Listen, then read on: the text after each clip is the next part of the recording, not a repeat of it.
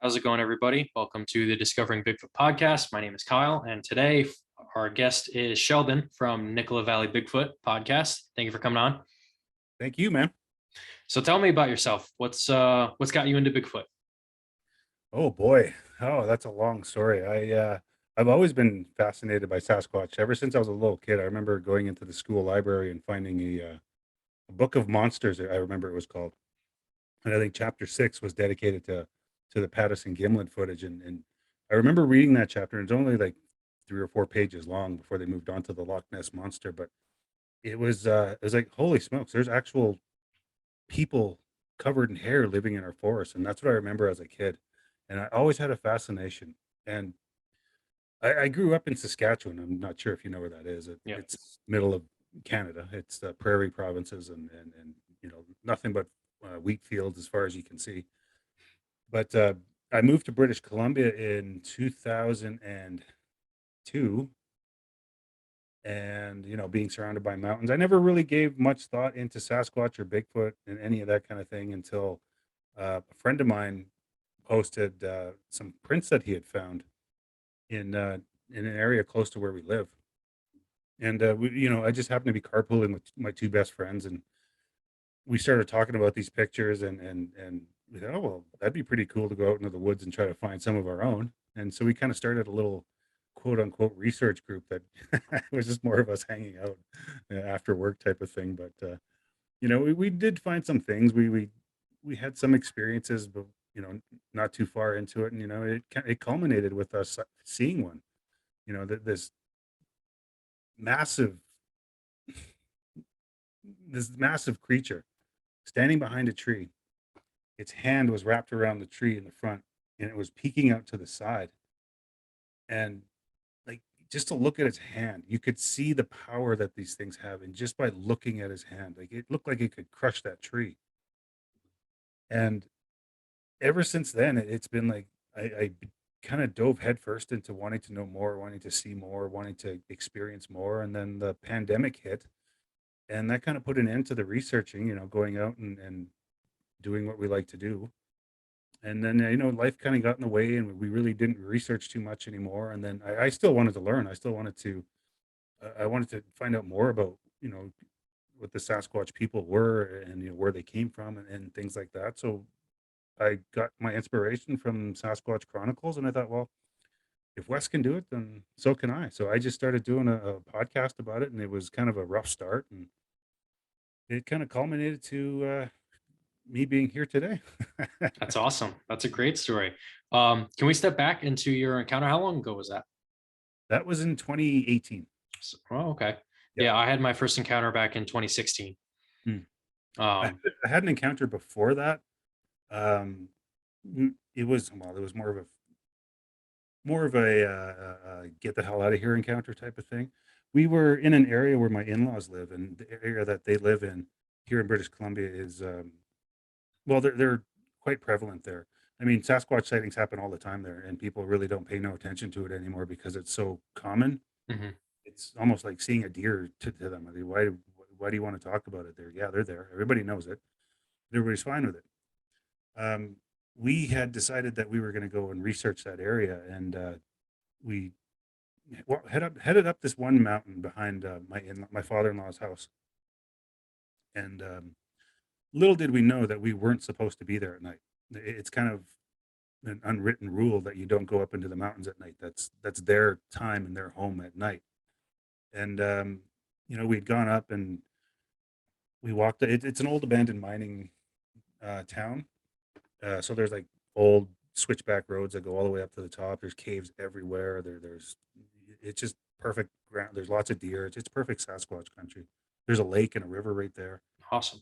Yeah. So we me and my friend Dustin, we walked up this mountain, and we got to this first switchback, and there was this giant boulder in the road, and it had no business being there. And I never really paid too much attention to it because I thought, well, somebody put it there. Like they probably just don't want trucks or SUVs or something up there. And but there was no way. Like, this thing was huge. It was the size of a Beetle, like a Volkswagen Beetle.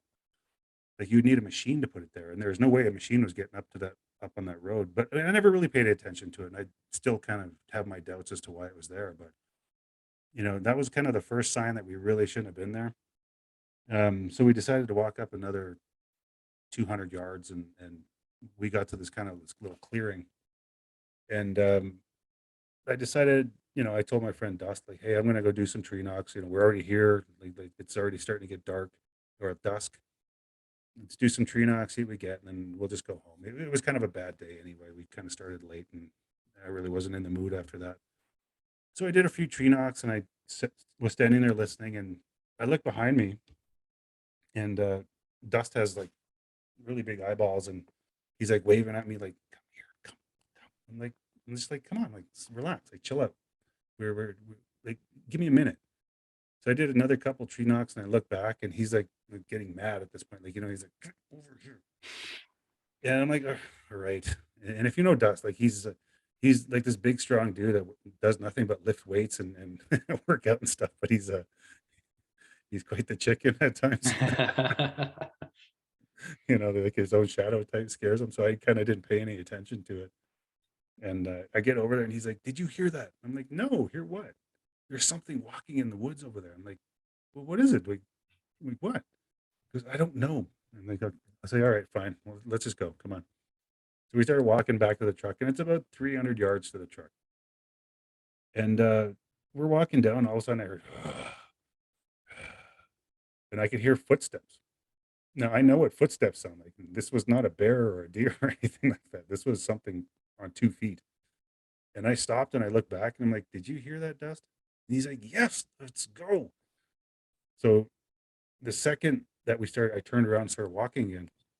It started walking with us, behind us though, like in the tree line, just off the road. And it was just instant. Uh, I had this, how do I put it? It was like something hit me. Something went through my body, and just caused immediate fear and panic, like from the top of my head to the tips of my toes to my fingertips. It was nothing but pure fear. And like I instantly started sweating. Like I was just dripping, drenched in sweat. And I started breathing weird, and it was just something in my head said, "Do not turn around and do not come back."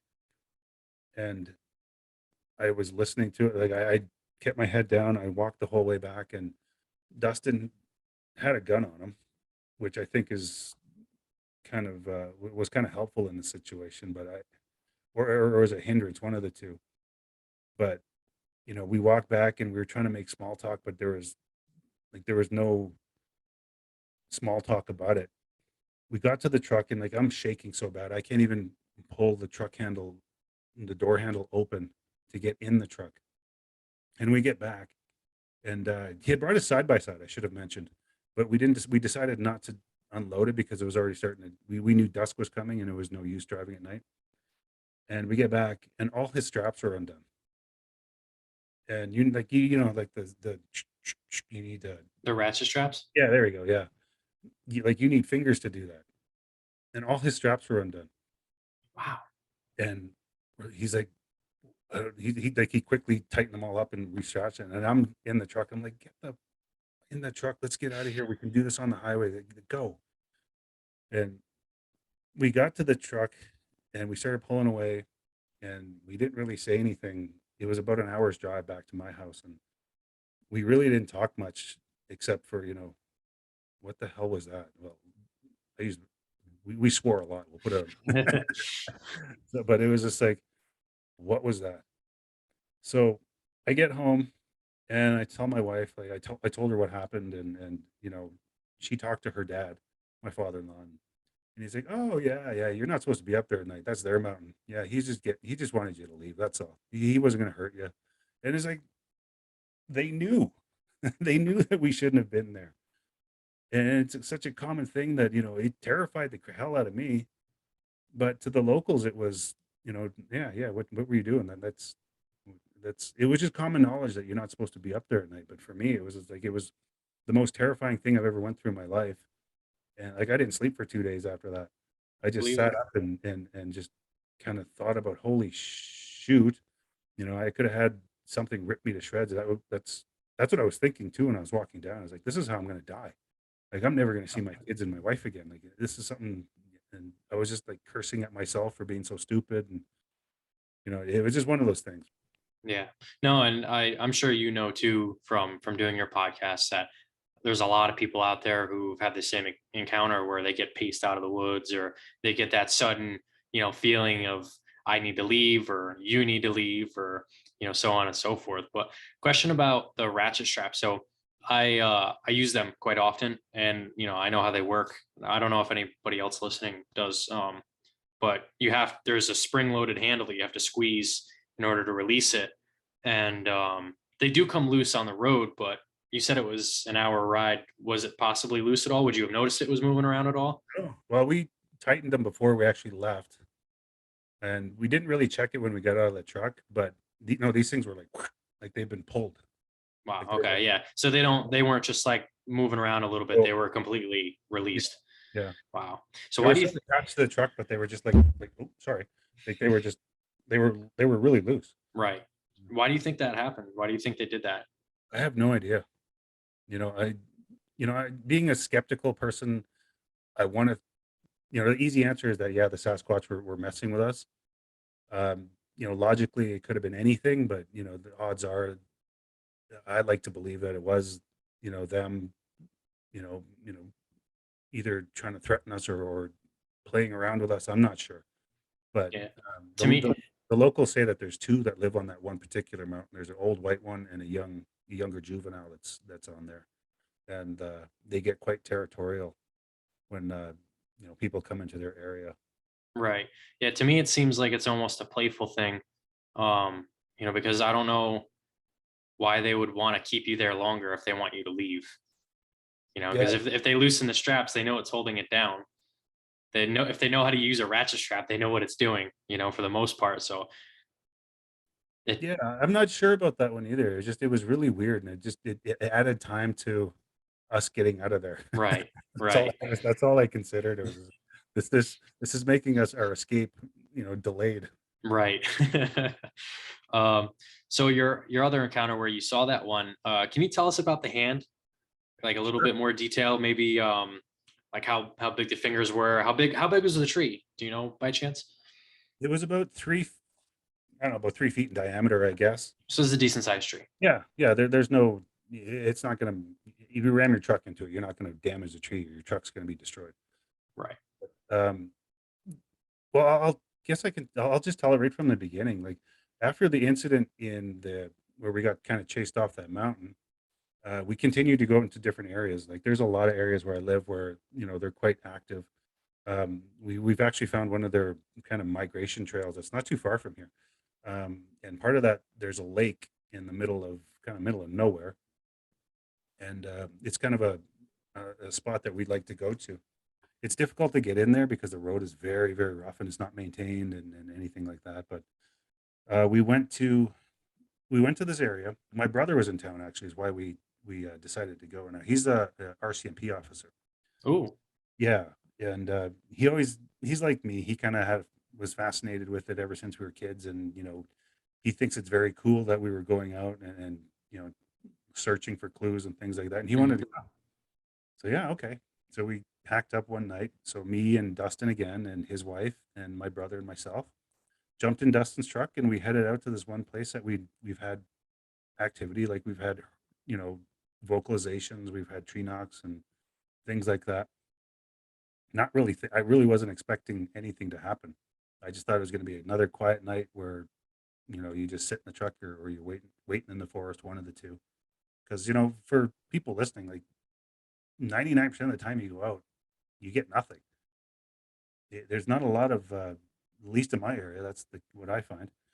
But that's what I thought was going to happen. We were just going to sit there and nothing was going to come of it. And you know, for most of the night, that's what happened. And so we decided, after going for a quick walk into this one clearing where, it's quite isolated, but the water's close to shore. Like, there's a nice little beach there that would leave good footprints and things like that.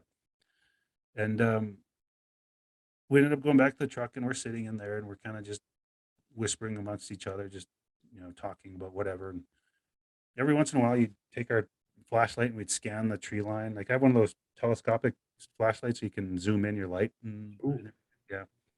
And I'm just kind of scanning the tree line, and all of a sudden I catch a glimpse of something. And it was like these lights shining back at me. And I was like, what the hell is that? So I zoomed my flashlight in, and there was this thing. I didn't know what it was at first. Because I was out looking for Sasquatch, and I didn't even know I was looking at one at first until I zoomed in on it. And I was like, what the hell is that? And it was just standing there. And it was it's had its hand on on the front of the tree, and it was kind of using it as leverage to lean its body out and look at us. And it blinked a couple of times, and that's when I was like, "Oh shit!" And it's like that's what it. And so I was like, "Guys, look, look, look, look, look!" So we all kind of noticed it, and my brother, who's an RCMP officer, and carries a gun for a living, you would think would have nerves of steel, and that's not the case. He started losing his mind. He started like, "What the is that? Like, tell me what it is you see. Like, what is that?" And I turned to him and you know, I said, shut up, like, be quiet. Like, cause he's jumping around in the truck, like he's twitching. And in that 3 seconds that it took for me to turn around and tell him to shut up and look back, it was gone. But the one thing I remember is that like its hand was huge, like huge. Like it almost covered wrapped around the front of that tree. Like its fingers were so long and thick. And it just looked like you, you could see the power in that hand. Like you can definitely see the power that these things possess. And once it left, we really didn't know what to do. It's like, okay, now what? Like, do we go after it? And it's like, nope, I'm not getting out of this truck. As a matter of fact, I want to leave. And it just for researchers to have a gold strike like that, and I use the term researchers loosely, it was just they have such an ability to render everything that useless. So we actually ended up going home, and when we kind of talked about it when we got home, and then Dustin and his wife went back the next morning, and they measured where the head was on it, and it was about 8.5 feet tall.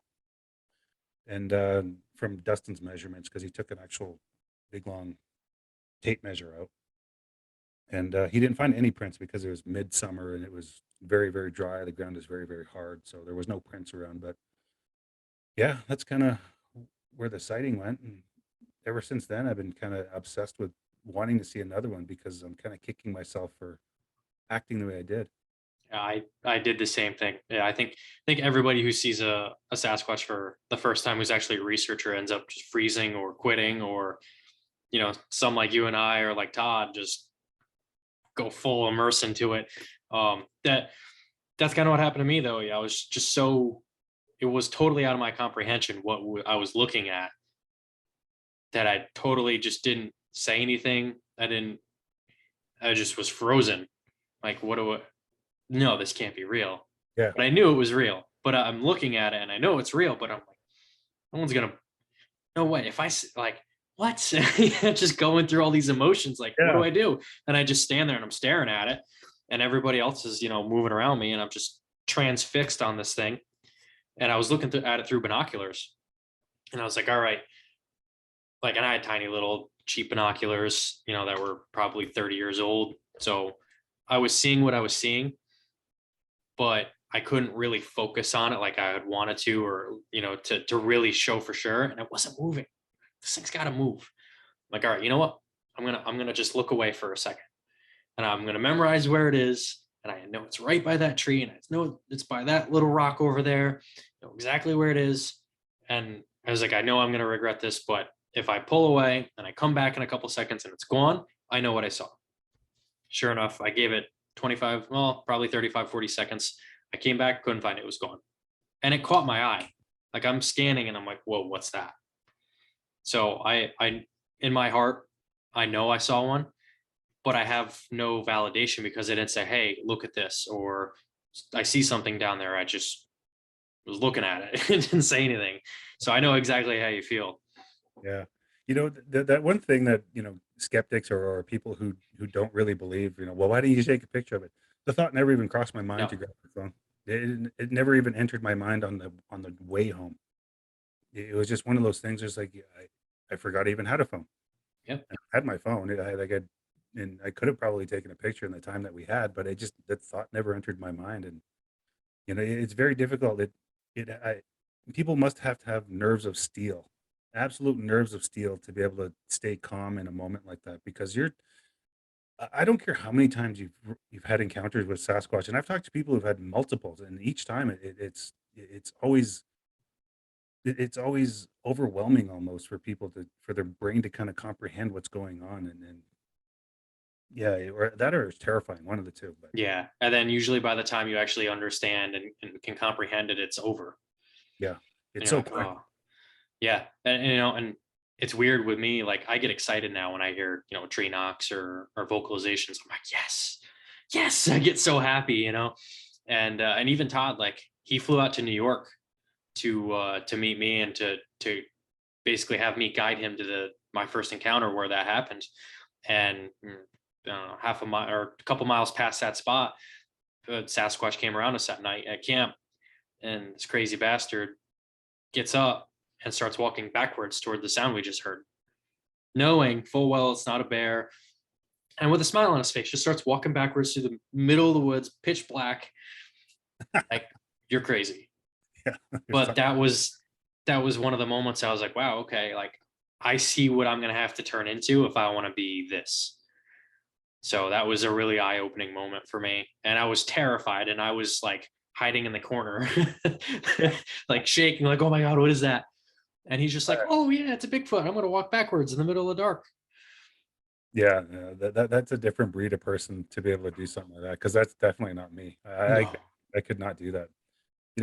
Because what if it isn't? What if it's a bear that's actually looking for something to eat, and you're walking backwards to it? It's Right. Well, what we were hearing, it wasn't, but and he's also got that good intuition where he's up in BC too. And it's, you can almost just tell when it's like, okay, it's grizzly behavior, or he's just been around that stuff most of his life. So I trust his intuition. And in New York, where we were at, there's black bear, but they're so used to hunters in that area that anytime they come around a person, they just bolt because they know better. We have guns, we shoot at them, Mhm. so they don't even bother.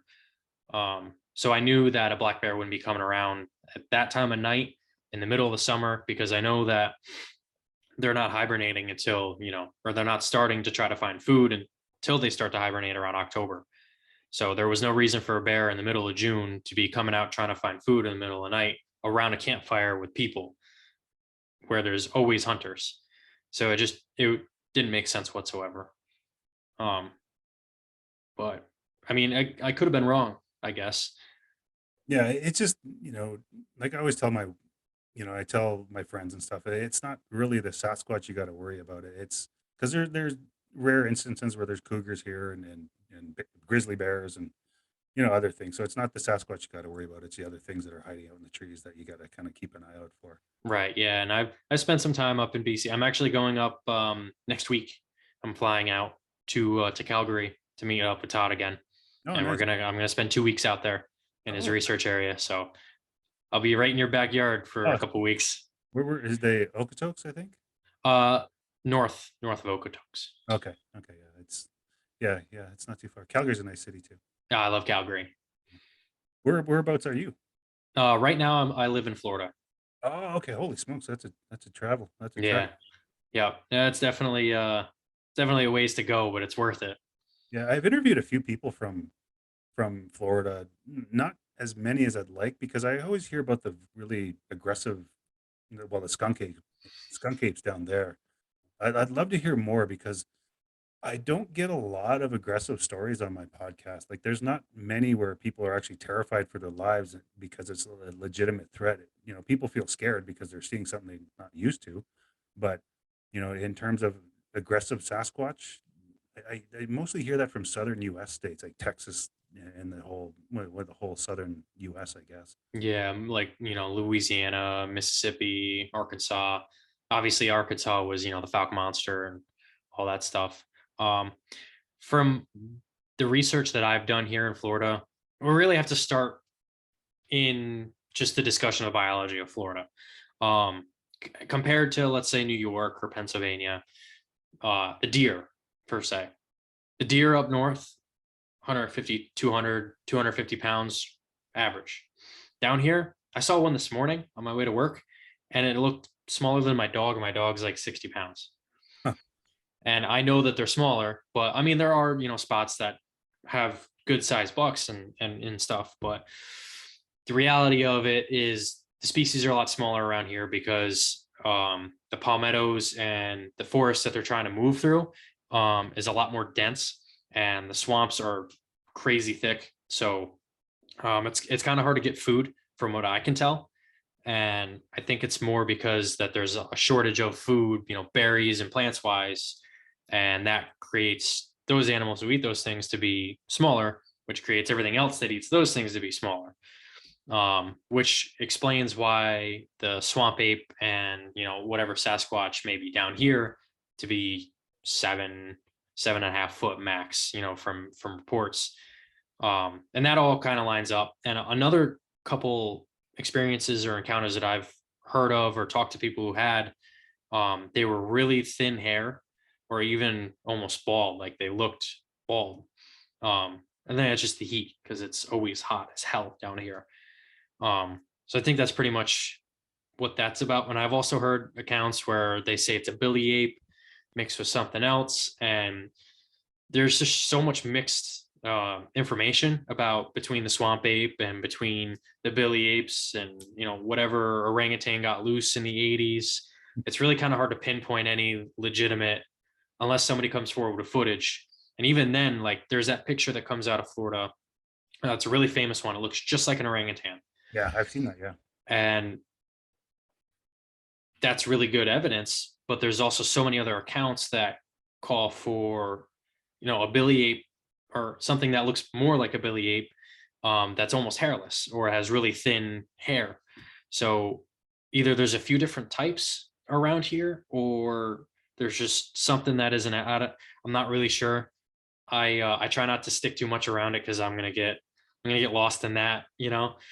So and plus there's not a lot of people willing to talk about it down here. Yeah. Like they talk about the skunk ape and they don't want to tell them that, their dad saw one or anything like that. I feel like there's not enough evidence to really like go and do actual research because nobody really wants to talk about it. Yeah. I mean, there's still that stigma, I guess, but thanks in part to like Facebook groups or Reddit for that matter, or social media in general, people are a little bit more willing to come out of their shell and kind of talk about their encounters and their stories and things like that. I had one gentleman like early on in my show who held it in for 30 over 30 years. Oh, that happens entirely too much. Yeah, like he was traumatized by what he saw. And when I was interviewing him for my podcast, you could hear it in his voice, like he was having trouble getting it out and you know formulating sentences to be able to share his experience. But it it wasn't a violent encounter, but the way it went down, it was just one of those things like, yeah, I can see why you would be terrified. It wasn't he wasn't in any trouble or any threat, but back then you had that stigma. You don't talk about things like that, and you don't, especially men Yeah. weren't allowed to talk about their feelings way back when. And or to tell fairy tales, so to speak. And that stigma is kind of slowly starting to get chipped away and broken down, and more people are coming forward, which is good. I think it's good. Yeah, no, I totally agree with you, and it's one of those things that sucks too for people like that, where they've been brought up to do like you said and just not talk about fairy tales and stuff like that, and you'll get labeled as crazy or anything like that. So there's that side of it, which people, they're traumatized and they want to be able to share it and they can't because they have that feeling. And also there's the people who want to come out with their stories and have that same label come out on them, and it potentially ruins their life. If they have a good job with, say, Parks and Recreation or the Yeah. sheriff's department or anything like that, and they come out with some sort of statement like that, they can get removed. Yeah. And when you're talking, 10, 20 years of pension involved in something like that, you can't risk taking that away. You got your family who is going to rely on that, Yeah. So like it's almost damned if you do and damned if you don't, you know? Yeah. My brother, who, like I mentioned, is a police officer, he has no problem with me sharing our encounter, sharing our story, but he won't go on the record with it. He won't make a police report or anything like that. He'll just kind of leave it be. It's just one of those things that happened. Right. Uh, he's in good standing with the RCMP, and he prefers to keep it that way, which I understand. You Yeah. don't, you got a livelihood to think about. No, I totally get that. I actually wanted to ask you a question kind of pertaining to that type of topic. With your podcast, I'm not too familiar with your show, but I know that you get quite a bit of traffic. Um, have you had any crazy encounters like that where you've had someone come out and be like, I don't want my name out there, and they threatened me with this, or they said that they were going to do this? Not so much the threats of you know anything like that.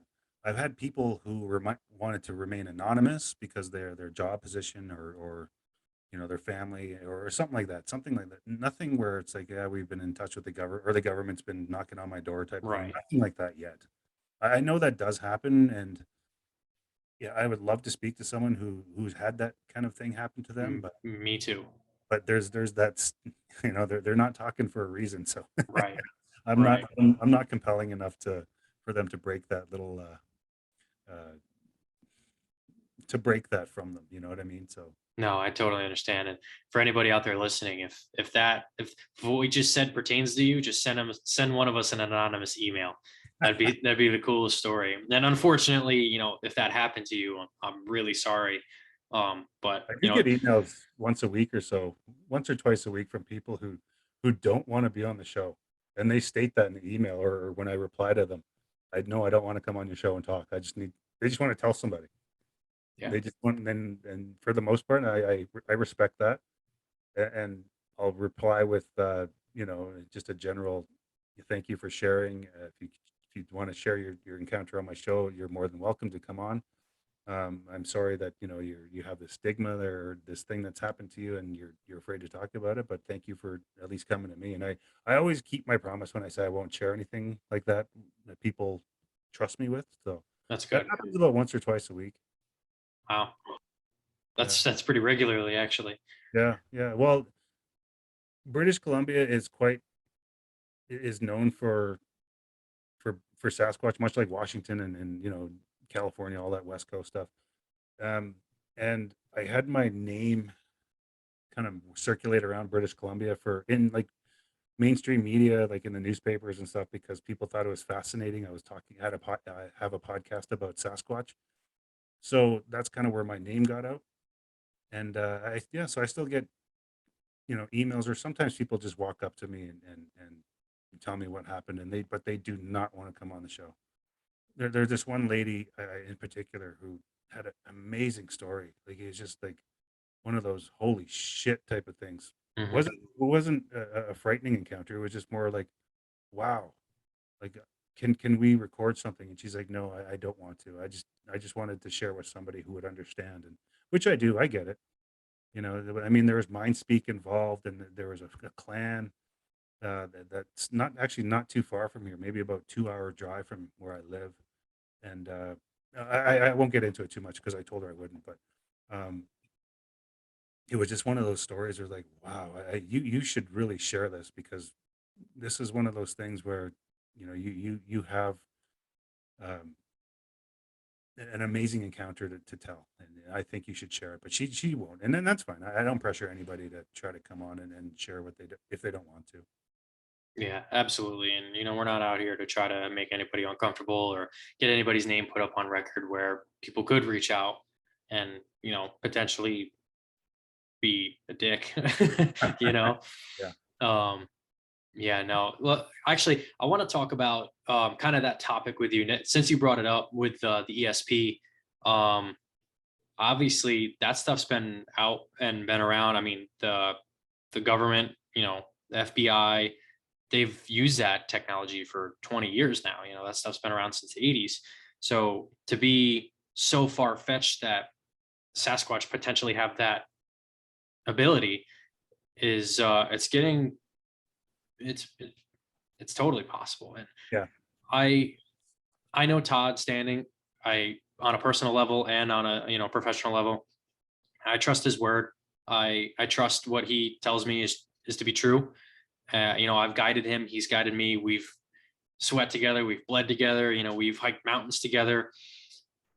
We're really close, and he's got no reason to lie about this stuff. And when he tells me that he's been hit by ESP and by infrasound and stuff, I believe it. Absolutely. So bye. Yeah. Awesome. So do you want to talk about that? Sure. Sure.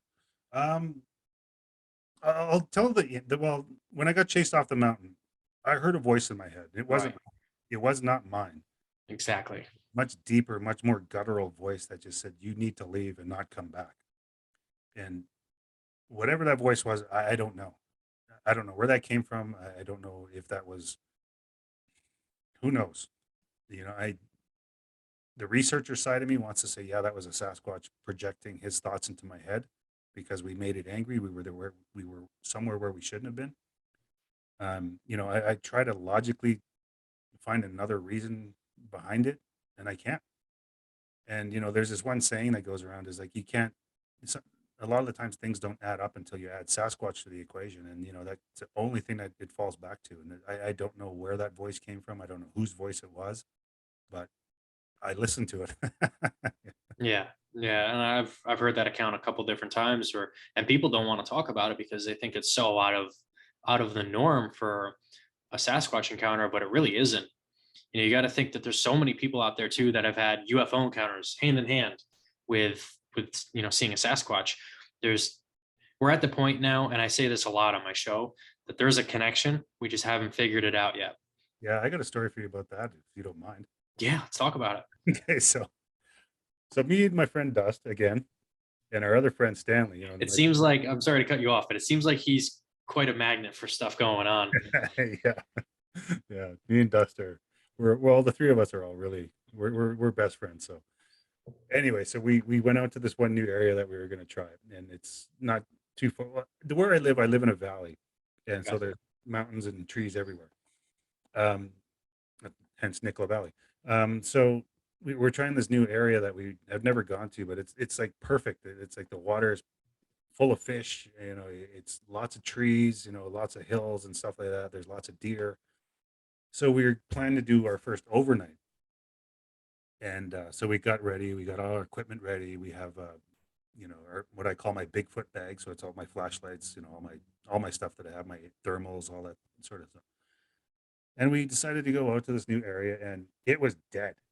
Like there was like we get there, we set up camp, we you know get all our gear ready, and the way it went is that me and Stanley would walk through the woods and Dustin would hold down the fort because he, like I mentioned, he can be a little jumpy at times, so he preferred to stay near the fire.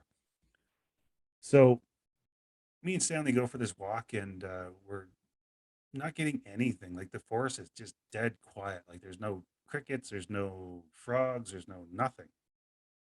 And we get back and we're sitting around the fire and we're kind of deciding, well, this is kind of a bust. Maybe they're not coming through here because remember I mentioned we kind of figure out their migration trail. Well, this part kind of goes through that as well.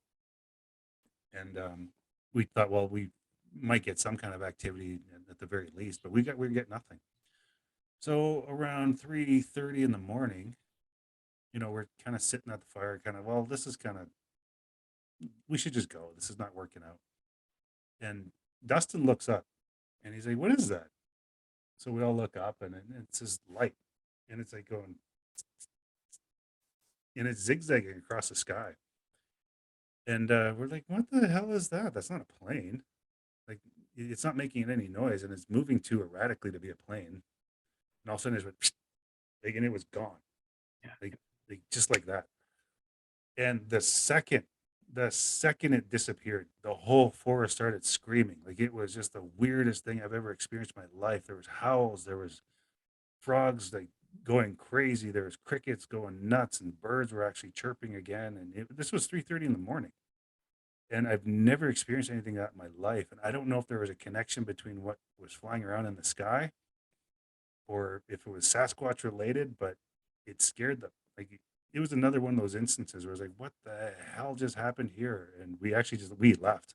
That freaked me out because, that thing in the sky, I don't know what it was, but it just went like it just in a flash, like you can just see, and it was Yeah. gone. So I Yeah. don't know if it's Sasquatch related or not, or if there's some kind of connection there, but the forest sure found there to be. So it was really weird. We actually have a video of it. Really. Yeah, Stanley has one actually. That's awesome. Yeah. I have a few friends too, and even like we don't really talk about it much too.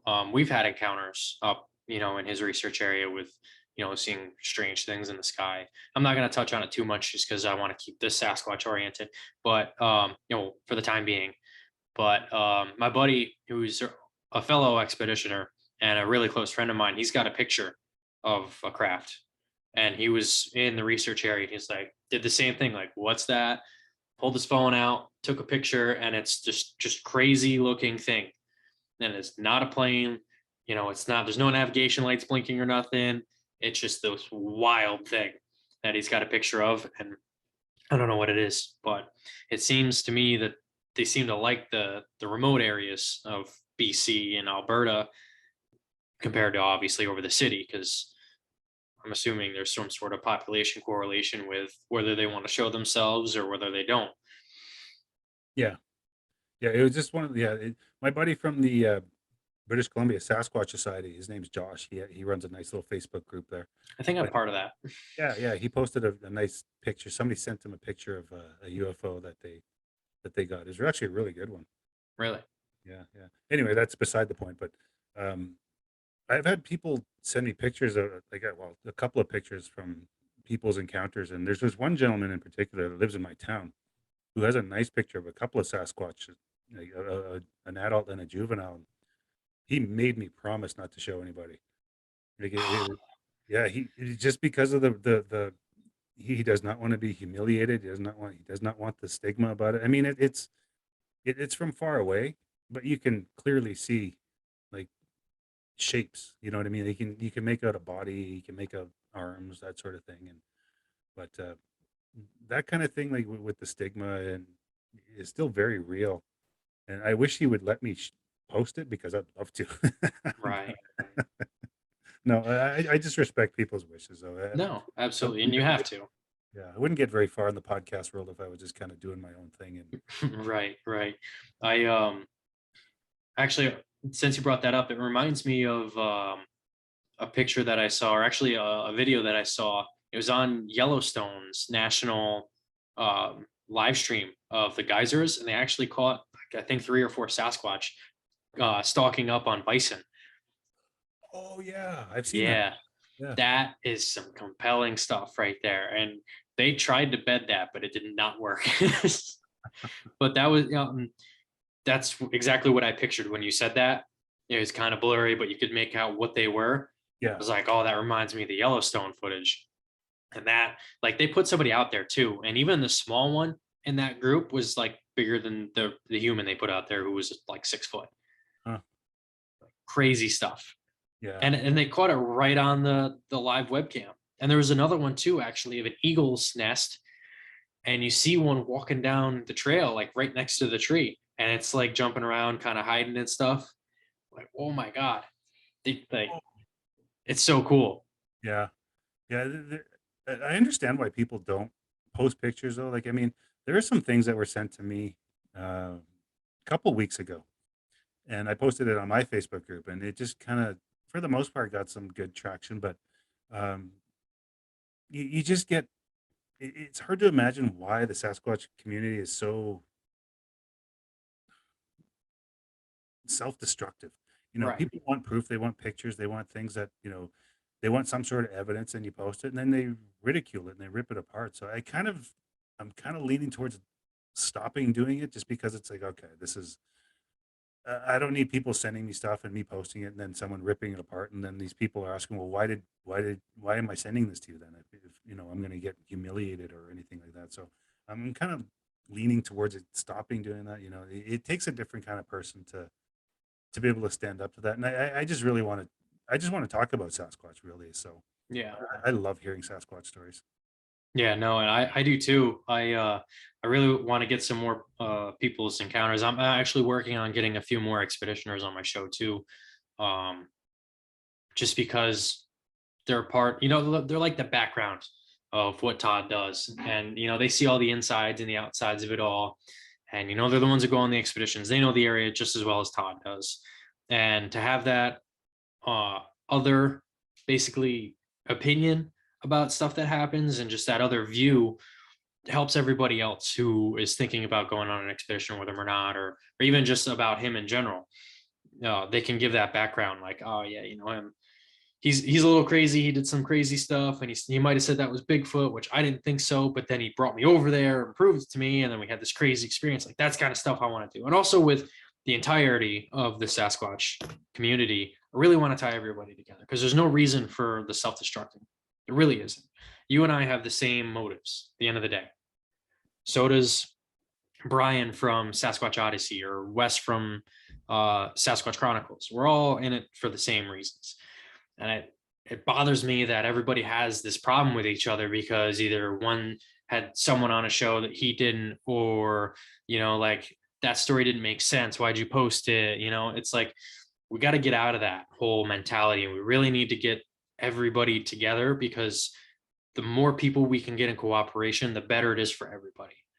And the Sasquatch know that too. You can't go into the woods and have a piss poor attitude and think that they're fake and everything and everybody out there is out to get them and all the other crap. They're not going to want to come around you. You're too negative. You can't expect to have anything good happen to you when you have that kind of mentality. And that's why when I go out there, I enjoy nature. I jump in the Kootenai River. You know how cold that water is? I don't care. I love it there. You know, just everything around is beautiful. I'm in such a great mood. I'm eating the best food. I'm drinking the best water. What else is there to hate? There's nothing. And then the Sasquatch come around because they feel that you're connected with nature. You love it out there, and you're in such a great mood. You got nothing but positive energy.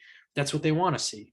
Yeah. When you have this group of people who, oh, I don't like him, and I don't, he said his story years ago, and I don't think it's real. And like, we gotta get past all that. Yeah, I did do that once in a, well, I shouldn't say once, but I did it recently on a podcast after the I'll just say it, the fake gorilla uh, skull was found in a river. Was that Coyote Peterson, correct? Yeah, yeah, and it just, it was kind of getting to the point where I was like, okay, this is not what he's saying. This is like he's saying, talking about the government will take it down and things like that, and it's quite obvious. You can see it was a gorilla skull, and it frustrated me to the point where I was like, okay, man, like I went on my show and I was in a mood that day for some reason, and I was doing my closing statements and whatnot, and I just basically said, they cut the shit. Like, I'm sorry, I apologize for cursing on your No, show. it's okay. And it was one of those things where it's like, okay, like this is not helping, this is not getting us forward in any way. No. This is actually taking us a step back because now the skeptics have more ammunition to throw at you. And it was just, some days it gets to be a little too much, but for the most part, a lot of people are all in the same mindset that you and I are. Let's come together. Like when I started my podcast, what I wanted to do was kind of normalize, the talk about it. It's been an uphill battle, for that's Oh for yeah. sure. Yeah, like it's the stigma is a very hard one to break, but it's getting there. It's getting there. But things like hoaxes, obvious hoaxes that you can tell from a mile away that just are not real, are really detrimental to the proof, or trying to prove that Bigfoot exists. And so yeah, I do get my mode. So I'm not completely innocent on that either. So Right. No, and like I have my opinions on certain people too, but if they want to come on my show or they want to talk about me, and so be it. It's just how it's going to be until we can get that cooperation out of everybody. And that's just the unfortunate fact. I mean, in every cooperation, there's going to be people who don't like someone else, or have something to say about this, and whatever it is. It's it's really childish anymore. And that's the thing too, is all the hoaxers out there, man. I get that some of them are probably out there to try to make a positive impact on the Sasquatch community and to get more people interested in it. but it's not the right way of doing it. Yeah. Because now everybody else, like for say Todd Standing with his legitimate footage that I'll argue about being legitimate, everybody thinks it's fake because there's so many people out there who have faked footage. I mean, obviously terrible, and it was proven that they were hoaxing it. It's everybody now. Anybody who comes out with a piece of footage is it's fake until proven not. And you'll get crazy people messaging you like crazy shit said to you over it. And we're like, we're only trying to help, you know? So for everybody who's actually trying to do legitimate Sasquatch research, we're all kind of generalized into this whole hoax thing, you know, and it's all fake. But my argument will always and will always be there's hundreds of millions of people who have either seen, heard, or know somebody that they trust has either seen or heard one. It's not just some one person or two people running around with a ghillie suit freaking people out. It can't be. There's no possible way. And even if you look back at the history of Sasquatch, 10,000 years ago, we have cave paintings of Sasquatch, and we have stories, and we have legends of all the same thing. And we're talking, I mean, I have a list of different names for all over the world. I mean, we have the Yeti, we have the Yeren, and that's China, Russia. We got Australia, we got the the Yowie, we got Canada, we got Sasquatch, we got Bigfoot down here in the US, Orang Pendek in Indonesia. These are all places that are thousands of miles apart. How do we have the same stories? It doesn't make sense unless it's true, really. Yeah. Yeah, like a lot of the times things don't make sense until you add Sasquatch to the Right. I might start using that. That's a good one. I heard that from somewhere, and I do apologize if I'm ripping it off, but I can't remember where I heard it. I think actually Wes said it once in a show, and I just kind of planted in the back of my head, and I kind of take credit for it, but I didn't make it up, so I can't remember. But it's so true. Yeah, It's very, very true. absolutely. And they're like you said with the unexplained things, just like how would something throw a rock at me in the woods? There's clearly not a person over there, and a bear ain't gonna pick it up and throw it. So what was that? And if you put Sasquatch in the mix, it'll make sense. Oh, you know what? I meant to talk to you about the infrasound thing again. Oh, okay. Mentioning throwing a rock reminded me, but I was with Dustin again. We're in this spot, and actually we're researching. We didn't get anything all night, and we decided let's call it. Let's go home. It was like 12:30, 1 o'clock in the morning by this time anyway. And we're driving, and at the time we were trying to start. There's this online radio station here in this town that we were kind of doing some content for, and part of it was our Sasquatch research. So I actually had a recorder in my hand. Where is it actually? I put it away. But I had a recorder in my hand, and something hit the truck as we're driving, and they went boom. And Dustin's driving, and he freaked out, and I'm yelling like, "Stop! Stop! Stop! Stop! Stop!" What was that? And he didn't want to stop. And Dustin's wife is in the back seat behind me, and I said, "Well, stop! Like, I'll get out and look," because it sounded like something, like a clump of mud or a rock or something hit his truck, and I said, "Well, get out and look." So I got out, and I still had the recorder in my hand, and I walked around the back, and all of a sudden I looked up, and the tree line's like 10 feet above you, and I looked up, and something just growled like I can't even imitate it because it's hard for me to do, but I felt it reverberate through my entire body. Like it froze me in place. Like I couldn't move. I knew what was happening. I knew I couldn't move. I just couldn't do anything about it. And I still had this recorder in my hand for the purpose of researching for this radio show that we were trying to do. And everything just kind of went out the window. Like my whole system just kind of went back. And Dustin didn't hear it, but his wife did.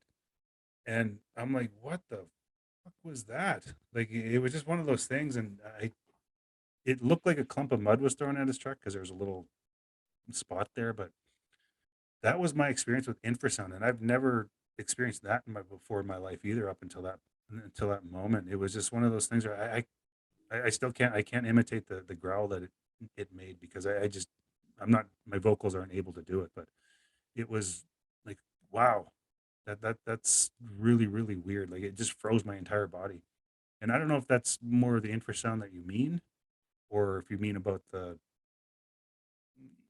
or like more like my other encounter where I kind of felt a voice in my head type of thing, or I do think they are two different things. I think the voice in the head is more ESP or telepathy, and the infrasound is more of like a almost like a neuralizer, like you had said, where it just you feel it and it numbs you. And what happened to Todd? I forget what he was doing. I think he was on his mountain bike, and he was riding along. Like he can ride. Like he's very well balanced, and he just got this. He got hit with that weird like feeling, that weird hard sound, and it just paralyzed him. And he fucking fell off his mountain bike and got hit, hurt. And he's got no explanation for it other than it must have just been infrasound. yeah, There's no other thing. I mean, it's not like you didn't have a stroke, so it's what else can you say it was? And since you said that, it's similar. It's very similar in what he experienced. I haven't had that, not that I remember having it, but I haven't had that happen to me. Maybe it, it'll happen. I don't know. it's a really weird feeling to have to feel sound go through your body. It's a very surreal feeling. I'll put it that way. It just because it's literally it froze me in place as soon as I felt it go through me. I just couldn't move anymore, and that was I still can't explain it.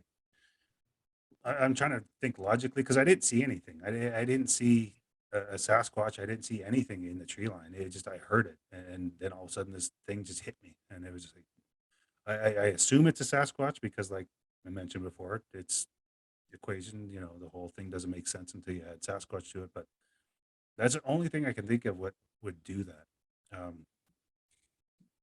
Nothing else to me at least makes sense in that regard.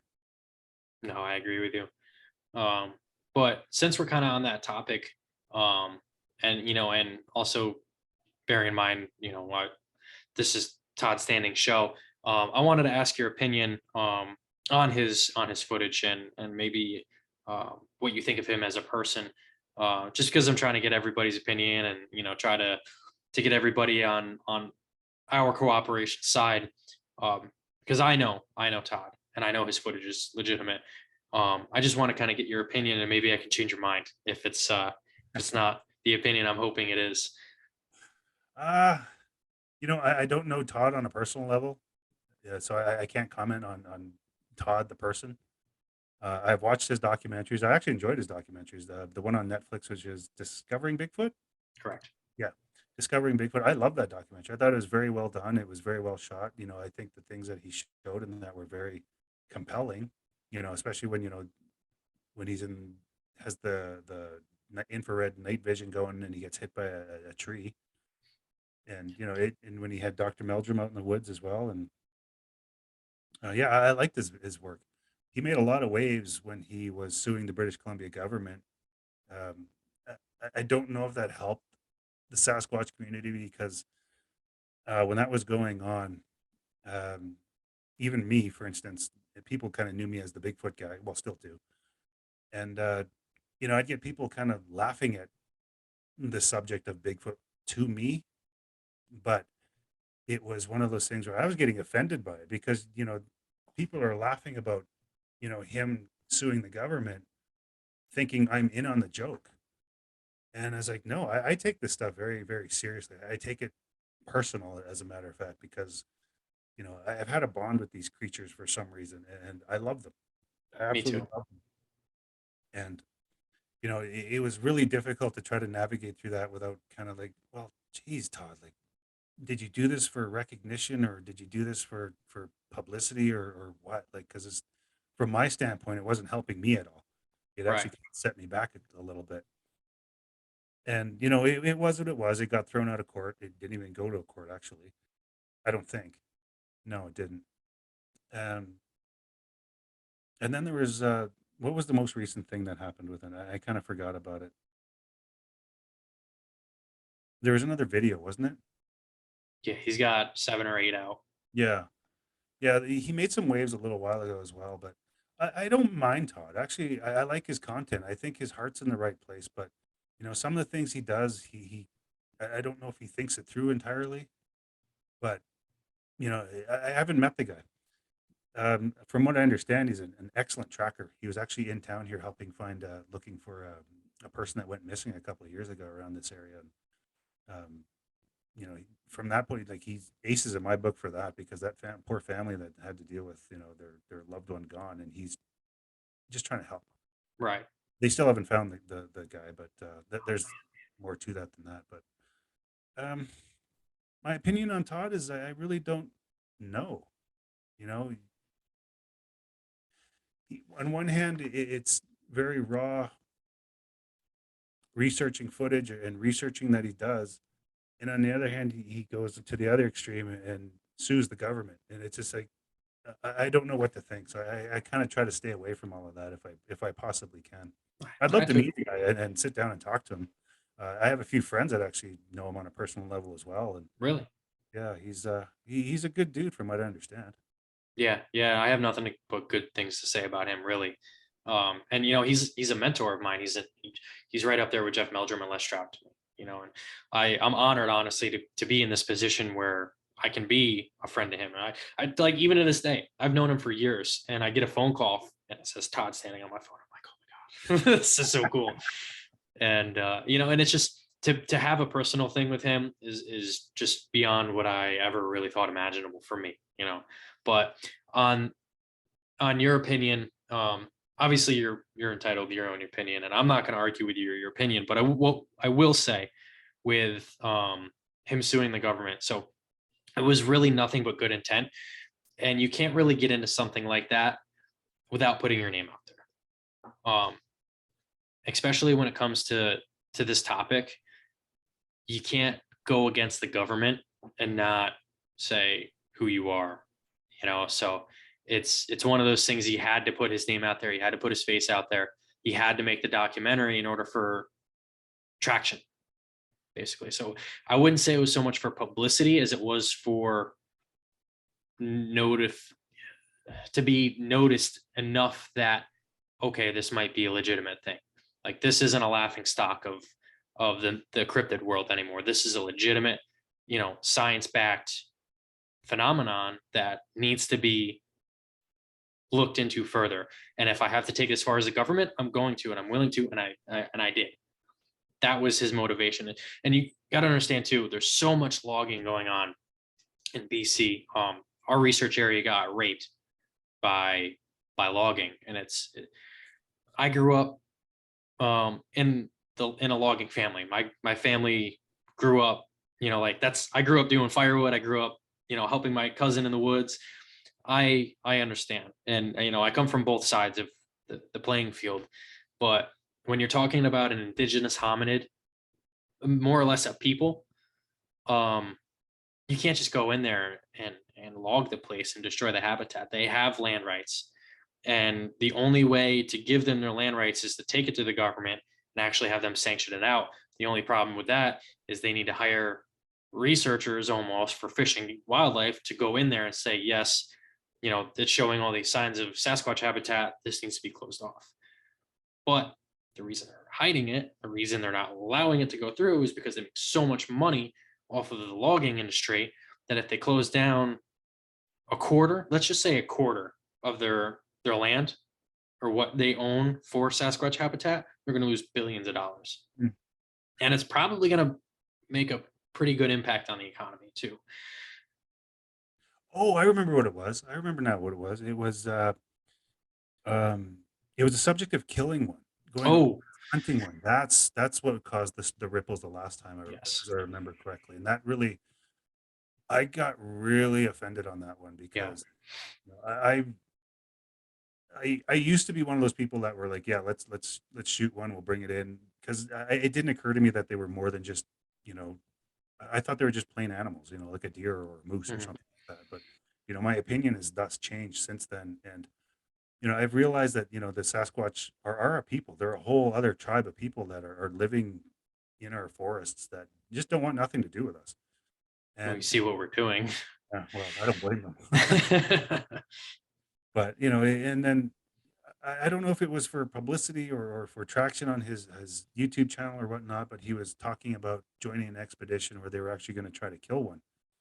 And it was like, oh man, that's going too far now. And I really took offense to that. And I actually think I brought it up in one of my shows where we kind of talked about it a little bit. But yeah, I was completely against it. And then, his opinion changed on it the following week. I guess maybe he got enough backlash or I don't know.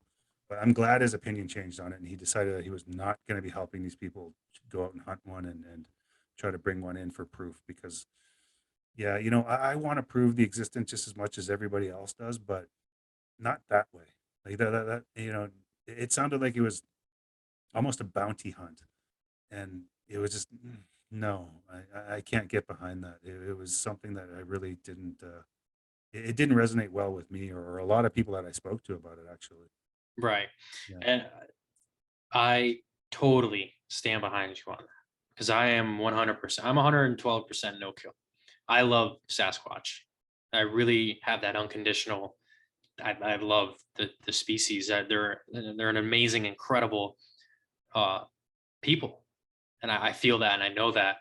And when he came out with that, I was upset also, and I did contact him and I was like, listen, like if it wasn't for you, I wouldn't be where I'm at, and you know that I back you. And if this is something that you believe and that you've thought through and that you really think is going to be the only way to do it, then I'm probably just going to have to stand behind you because this is what science needs.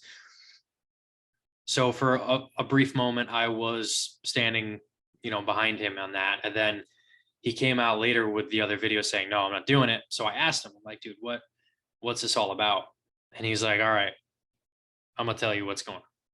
So they came to me and they wanted to use my research because they had an area, and this is a group of people, ex-military, stuff like that, badass dudes. Um, they had a plan put together that was a pretty legitimate plan, but they needed key information that only I really knew, and I'm talking through Todd. So they contacted him, tried to get him on board, and he said, "Sure, show me your plan." That was only to see how they were going to go about it so he could stop it. oh, So he put that video out to basically show that to them that he was interested in actually doing it and to gain their trust, because who else would put a video out like that? Like Todd Standing, the one who sued the government of Canada for this whole thing, is now wants to kill one. Like how he put a video out, he must be on our side. So kind of tricked them into it. And then he came out and said, okay, I know their plan. I understand what they're going to do. I know how they're going to do it. It's never going to happen. Not happening, not letting it happen. And he got their location. He got where everything was going to go down. He got how they were going to do it, everything. And he shut was, it was down. was it actually a good plan? Do you know? I didn't hear the actual like step to step process of it. I heard a few bits and pieces, and I don't really want to get into it because I don't want people to get the wrong opinion Never or mind. you get any ideas. But he did make a lot of waves, and it probably wasn't the best way to go about it, but it was probably the only way to go about it to save whoever or whichever Sasquatch was going to get harmed. Yeah. So seeing that side of it now and understanding why he did that makes complete sense to me. But on a personal level, I was not happy when he came out with that video, but he couldn't tell anybody about it. Like, Well, what are you going to do? Oh yeah, I'm planning to dupe these dickheads who want to go kill a couple Sasquatch. yeah. Okay. Well, if that's indeed the case, then my opinion is definitely changing. But it was just one of those things at the time, in the moment type of thing where, you know, everybody was kind of in the dark, and it was actually kind of surprising to hear that from him. Yeah. You know what I mean? Like, How do you think I felt? yeah, Like him and I are good friends, and I'm like, wait, what? yeah. So something didn't seem right about that. Hmm.